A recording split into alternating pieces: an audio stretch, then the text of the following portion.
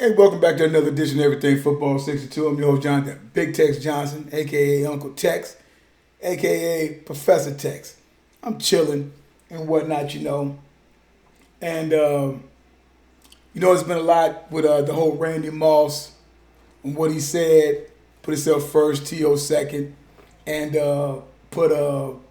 Jerry Rice third or fourth.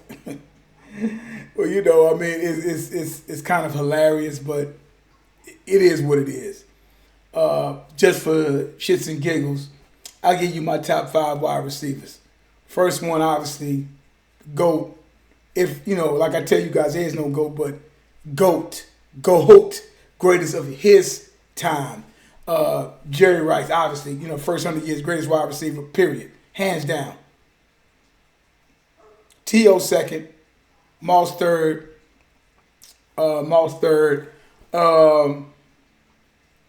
Paul Warfield fourth, and I'll probably give Lance Allworth fifth.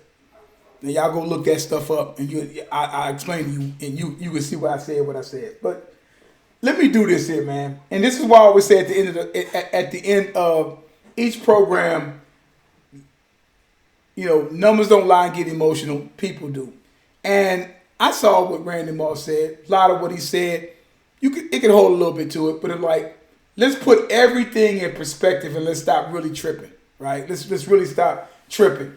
And I'm gonna do a little summary at the end because it is tacky to an extent, and it's something been going on like this between them two in 2013. Let me go ahead and do this, man, because you guys know I'm a numbers guy, so let me go ahead and break this down for you. But I'm gonna use a little hip hop for you right quick. Back in 93, 94, probably 94, I believe. It was a group from out of Long Island called Hard to Obtain. I'm a big old school hip hop guy. I'm from that era of time and whatnot. And it was a group called Hard to Obtain. They had their basically one and done album. I thought it was a classic in my opinion. Grimy hip hop. Guys were good. Lyrics and stuff like that or whatever, And the, ill album cover. But one of the things I liked about them is one of their top songs obviously was L.I. Groove. That's from out of Long Island, Strong Island. And one of the things, and one of the points in the lyrics in the song that they had one time in the L.I. Groove, because I think that was their biggest song.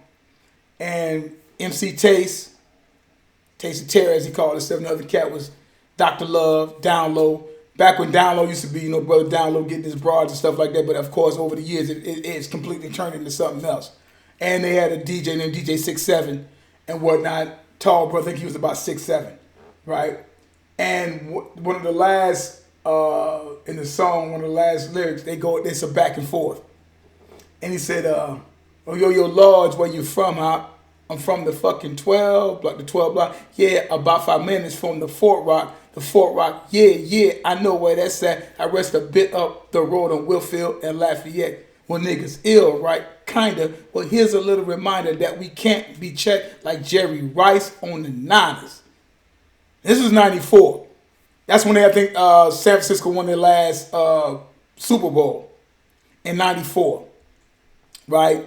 Yeah, I think that should have been 1994 if I'm not mistaken, right?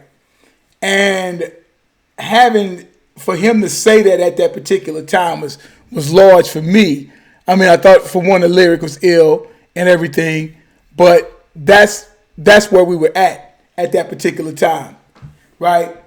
Everybody knew Jerry Rice was it. There was no if, no ands, no buts about it at all, right? Now you're talking about someone. Now let me read just because numbers, right? Jerry Rice 6-time led the league in receiving yards, 6-time in receiving touchdowns, 2 times in receptions, 3-time Super Bowl champ with the 4 Super Bowl 1-3, 10-time first team All Pro, 13-time Pro Bowler. Now, I'll read Moss's out later, but that's why Rice was what he is, or what he was, at least to a guy like myself, per se, because you're talking about somebody who rewrote everything. Now, when we start talking about dealing with that of, dealing with that of Jerry Rice, his numbers speak for themselves. And I say that to you guys all the time. His numbers speak for themselves. And so with Jerry Rice and what he accomplished and what he did, and Jerry Rice played 20 some odd years in the league. You got that 20 some odd years he played in the league, right? When you play that amount of years in the league, right, that goes to show you something about stamina and a love of the game. Now, Jerry Rice did all that. This is what Randy Moss did. 5 times he led the league in touchdowns. Never won a Super Bowl. 4-time All-Pro, 6-time Pro Bowler. Now, for shits and giggles, I did this because at the age of 32, because I'm not going to go, because you guys can look up them guys' stats and all that kind of mess and whatnot, check everything out if you want, right? You guys can go check all that stuff out. At age 32 at New England, Moss had 1,264 yards his last year at New England, his last productive year. And he had 1,246 yards, 13 touchdowns. The next year we get traded because he started wanting more money. And Belichick said, I'm not going to play with you. I'll send you back to Minnesota. And that was pretty much the end of it with him. He got an opportunity to go play in the Super Bowl and everything like that with the 49ers. That didn't come up to anything. He didn't have much of really much going on at that particular time, needless to say. So here we are speaking about that situation, right? And so what ends up happening here, at the age of 32, Jerry Rice is with the San Francisco 49ers. 1,499 yards that he had. 1,500 yards, basically, he had 1,500 yards. And he had 15 touchdowns.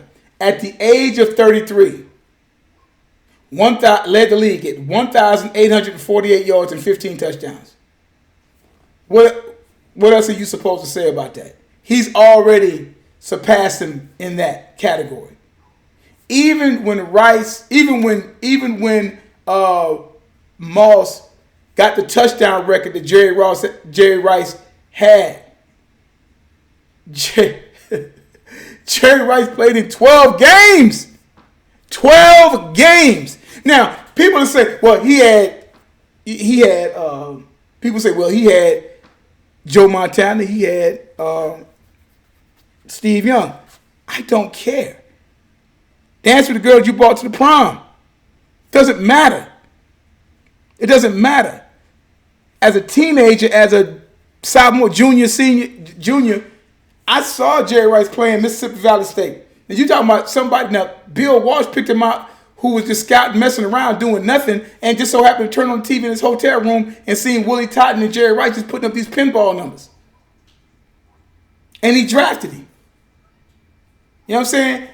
Meanwhile, somebody like that of my man there, what's his name? Randy Moss. Moss sits up there, has the pick of the litter. Go anywhere. But being a knucklehead, he messes up for Notre Dame, messes up at FSU, and ends up going to Marshall. When he should have been playing with Peter Warrick at FSU. But that's another story. My man, Jerry Rice, is a historical black college. That's something that Randy Moss definitely wasn't going to. Because he had everybody else going at Jerry Rice. That's all he had. Well, nobody else looking at him. But look at I said, just the age from 32 to 33. Because again, like I said,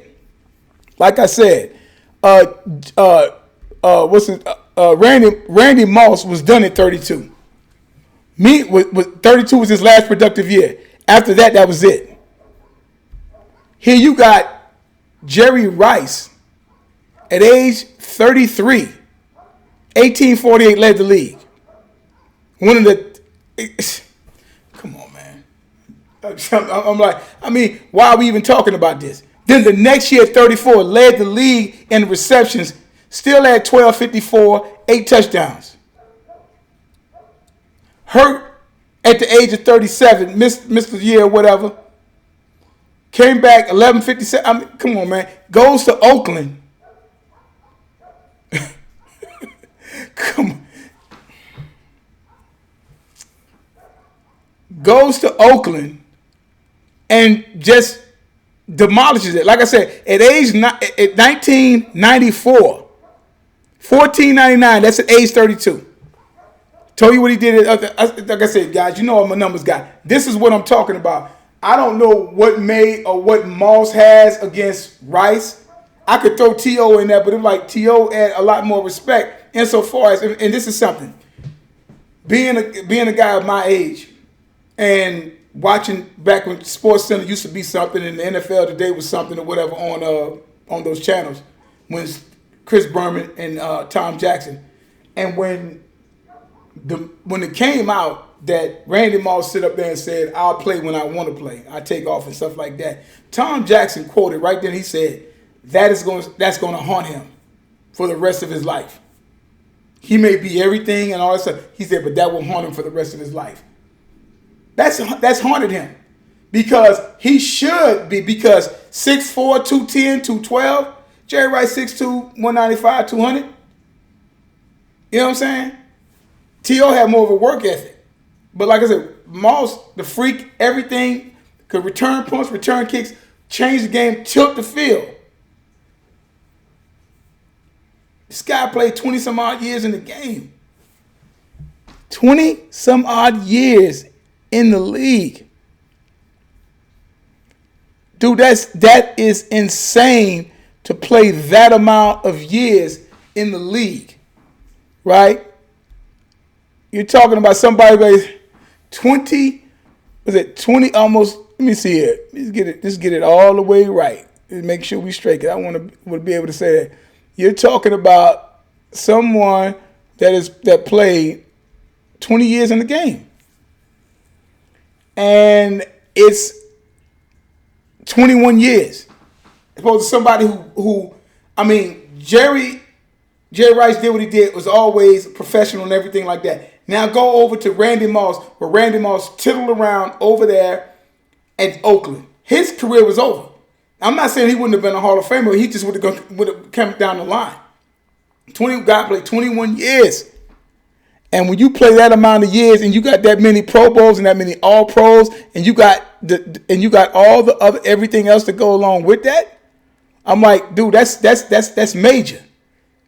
And go look up the stats and what somebody did from all the other stuff. It speaks for itself. Go from age 32 down, and that's going to tell you all you need to know, because everything that you know from up top is going to break everything down for what's going to be down at the bottom. And as much as I like Moss, much as I like T.O., I'm like, son, bro, you need to pay you need to respect your elders. Which brings me to what I was getting ready, what I'm going to wrap this up with. Have you ever seen Brian Urlacher talk shit about Dick Butkus? Because Dick Butkus is kind of regarded as one of probably the best middle linebackers that ever played the game. Never heard that. I never even heard anything against with Jack Lambert, who was a middle for a while, and as the 80s came, he became an inside linebacker because they ran the 3-4. Never heard that. You don't hear anything about quarterbacks, about some of these other quarterbacks. I'm this, I'm that, I'm this, I'm that. And everything. I mean, the guys say, "Oh, everybody got to think they're best." But I'm like, why is it such disrespect between black players of the past up to now? What made Randy Moss even say that? What's the point? You don't see white players say that. Man, they might say whatever they say behind closed doors, but you don't hear them other guys say that. So why would he say that? Well, you know, and that's something to think about, and that shows you the disconnect. And I mess with Randy Moss, mess with T.O. and all them guys and stuff like that. But sorry, dude, you ain't seeing him. I say, like my man said, you ain't seeing him. You're not seeing him. Point blank, it ain't happening. It ain't going on. Your numbers, I said, the numbers in itself and the rings. And to end this, you played with Tom Brady in 2007 when y'all went 18-0 and lost in the Super Bowl. Case closed. So I don't want to hear shit about you played with Brady for 2 to 3 years when you should have got 3 rings then. Because you played with what's considered the greatest of all time. Greater than that of Montana, greater than that of Steve Young. T.O. played with Young. That was basically it. He played with some decent quarterbacks, but that's between Garcia and Romo. That's it. So what's your excuse now, Moss? Because you played a couple of years with Tom, and y'all went 18-0 and couldn't win the big one. All right?